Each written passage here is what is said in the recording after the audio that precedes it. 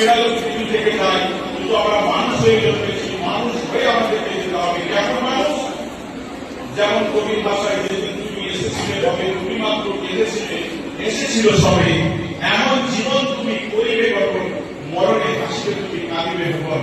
কখন মরণে হাসিব?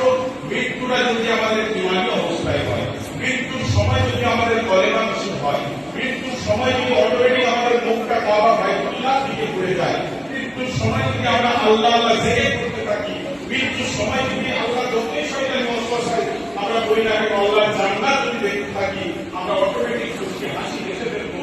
তাই এমন জীবন তুমি করিবে গঠন, মরণে হাসিবে তুমি কাঁদিবে ভুবন। সবাই কাঁদবে, প্রতিবেশী আত্মীয় স্বজন, কিন্তু তুমি ওই খাটিয়ার মধ্যে পড়ে পড়ে তাড়াতাড়ি বলবে তাড়াতাড়ি আমাকে দাফন করো। কারণ ইমানদার বান্দা বান্দীদের নিয়ামত হচ্ছে তাদের মৃত্যুটা, মৃত্যু হলে আল্লাহর পূজা পাবে। যত তাড়াতাড়ি দাফন হবে তত তাড়াতাড়ি কবরের যে নিয়ামত গুলো সেগুলো পাবে, সেগুলো তখনই পাবে। শায়ের আল্লামা ইকবাল রাহমাতুল্লাহ আলাইহি বলেছিলেন, লে লো মালিক ভাগ আপনা